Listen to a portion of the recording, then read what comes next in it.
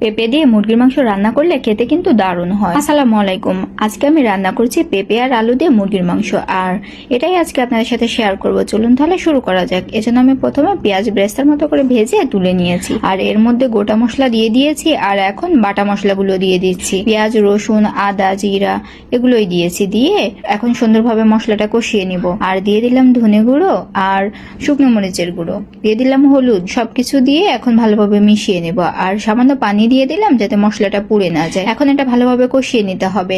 দেখতেই পাচ্ছেন সুন্দরভাবে কষানো হয়ে গেছে, তেল ছেড়ে দিয়েছে। এখন মাংসগুলো আমি দিয়ে দিচ্ছি, আর এগুলো সুন্দরভাবে আমি পরিষ্কার করে নিয়েছি। এখন মাংসটা সুন্দরভাবে আমি কষিয়ে নিচ্ছি, আর দিয়ে দিলাম পরিমাণ মতো লবণ। মাংসটা একটু ভালোভাবে কষানো হয়ে গেলেই এরপরে আমি যে আলু আর পেঁপেগুলো কেটে রেখেছিলাম সেগুলো দিয়ে দিচ্ছি। 2-3টা কাঁচামরিচ ফালি করে দিয়ে দিয়েছি। এখন সবকিছু ভালোভাবে মিশিয়ে একটুখানি কষিয়ে নেব। আর মাংসটা আর আলু যাতে সিদ্ধ হয়ে যায় এজন্য আমি কিছুক্ষণ ঢাকা দিয়ে রান্না করে নিলাম। আর এখন দিয়ে দিচ্ছি ঝোলের পানি। পরিমাণ মতো ঝোলের পানি দিয়ে এখন এটা রান্না করে নিতে হবে।